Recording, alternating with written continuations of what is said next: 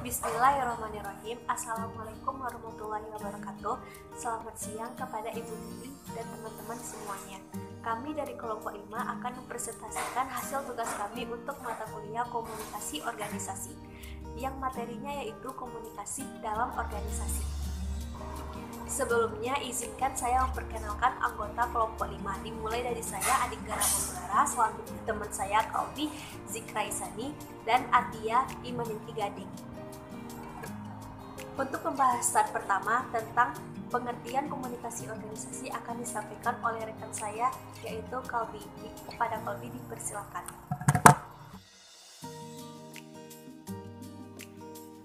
Assalamualaikum warahmatullahi wabarakatuh. Perkenalkan, saya Kalbi Zikra Isani dengan NIM 200-2022.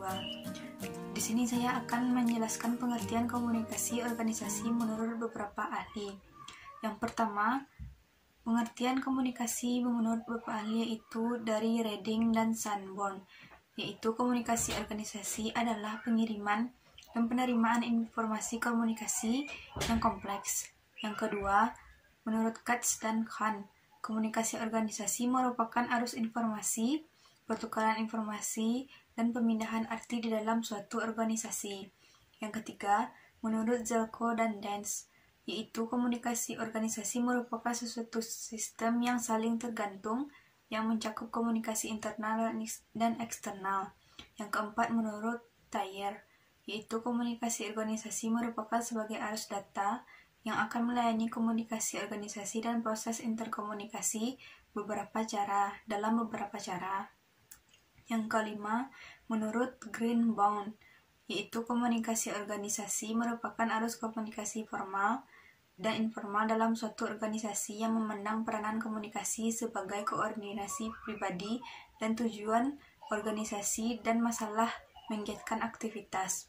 Yang keenam, terakhir menurut Everett M. Rogers, dalam bukunya Communication in Organization mendefinisikan organisasi sebagai suatu sistem yang mapan dari mereka yang bekerjasama untuk mencapai tujuan bersama melalui jenjang kepangkatan dan pembagian tugas. Robert Bonington dalam buku Modern Business, A System Approach mendefinisikan organisasi sebagai sarana di mana manajemen mengkoordinasikan sumber bahan dan sumber daya manusia melalui pola struktur formal dari tugas-tugas dan wewenang.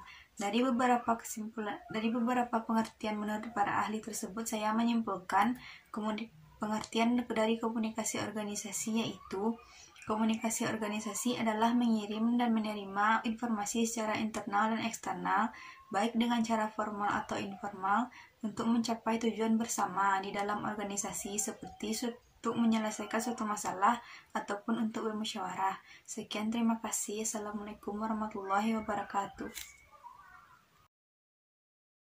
Kedua, mengenai fungsi komunikasi organisasi akan disampaikan oleh rekan saya Atia. Kepada Atia dipersilakan. Baiklah, saya akan menyampaikan materi berikutnya, yaitu fungsi-fungsi komunikasi organisasi.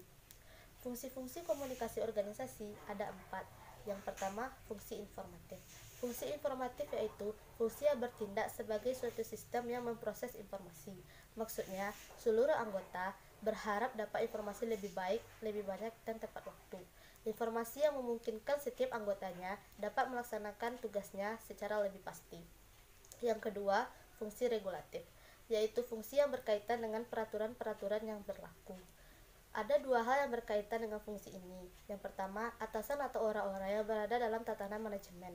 Yang kedua, berkaitan dengan pesan. Artinya, bawahan membutuhkan kepastian peraturan tentang pekerjaan yang boleh untuk dilaksanakannya. Yang ketiga, fungsi persuasif, yaitu cara lain dalam memberi perintah. Dalam organisasi, kekuasaan dan kewenangan tidak akan membawa hasil sesuai dengan yang diharapkan. Dengan adanya kenyataan ini, maka lebih banyak pemimpin yang lebih suka mempersuasi bawahannya, karena pekerjaan yang dilakukan secara sukarela menghasilkan kepedulian lebih besar dibanding pemimpin yang lebih suka menunjukkan kekuasaannya. Yang keempat, fungsi integratif, yaitu penyediaan saluran yang memungkinkan karyawan dapat melaksanakan tugas dengan baik. Pelaksanaan aktivitas ini menumbuhkan keinginan untuk berpartisipasi yang lebih besar terhadap diri karyawan terhadap organisasi ini. Sekian, terima kasih. Ketiga, mengenai jenis-jenis komunikasi organisasi akan disampaikan oleh saya sendiri. Baiklah, penyampaian materi selanjutnya yaitu akan disampaikan oleh saya sendiri, yaitu jenis-jenis komunikasi organisasi. Berdasarkan tipenya, komunikasi organisasi dibagi menjadi 4 jenis. Yang pertama, komunikasi formal dan informal.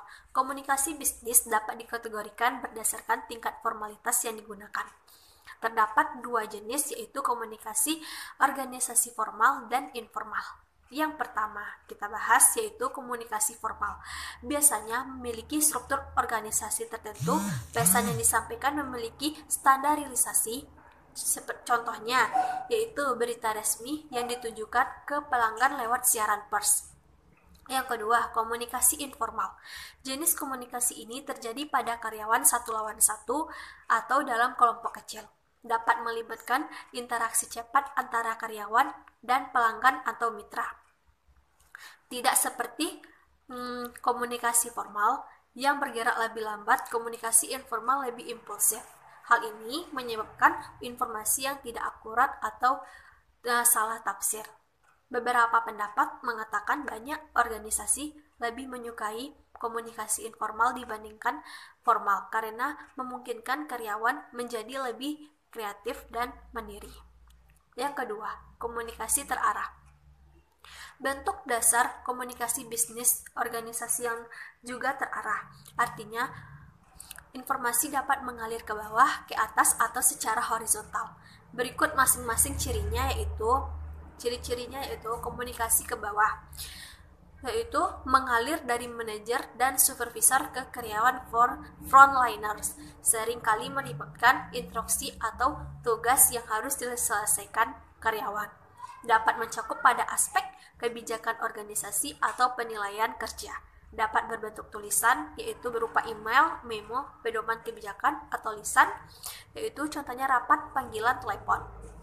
Yang kedua, komunikasi ke atas, yaitu mengalir dari tingkat ke bawah ke atasan, dapat mencakup proyek atau materi yang ditujukan oleh karyawan kepada manajer. Karyawan dapat memberikan feedback dan saran kepada atasan tentang pekerjaan atau bisnis perusahaan.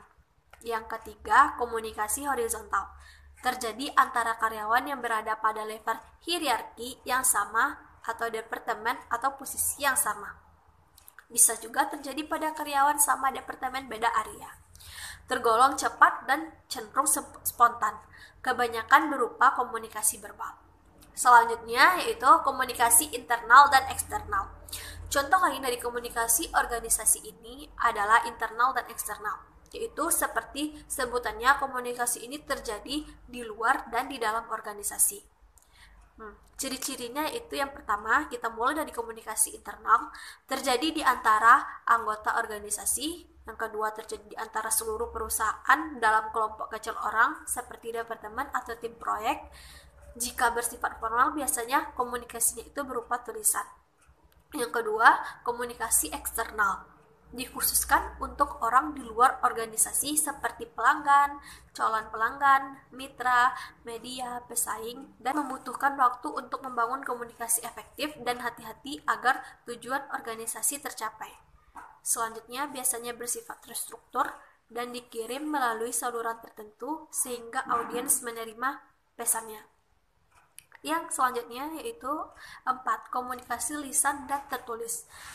Berikutnya adalah bentuk dasar komunikasi bisnis organisasi dapat berupa lisan atau tulisan. Berikut ciri-cirinya yaitu komunikasi lisan.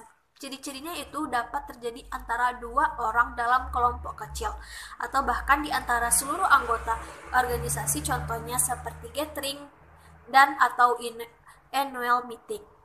Meskipun mungkin tampak lebih informal, seringkali bentuk komunikasi ini dapat terstruktur dan dipersiapkan dengan baik. Selanjutnya, komunikasi tertulis. Komunikasi tertulis itu merupakan bagian penting dalam menjalankan bisnis. Komunikasi tertulis di lingkungan bisnis juga bisa terlihat dalam bentuk dokumen penting seperti kontrak atau dokumen keuangan. Biasanya, dilakukan di situasi informal juga, seperti mengirim pesan, konfirmasi kepada rekan kerja layaknya pada komunikasi horizontal. Baiklah, sekian penyampaian materi dari saya. Sekian penampilan materi dari kelompok 5. Atas perhatian ibu dan teman-teman, kami ucapkan terima kasih dan mohon maaf atas segala kekurangan. Wabillahi taufiq wal hidayah. Wassalamualaikum warahmatullahi wabarakatuh.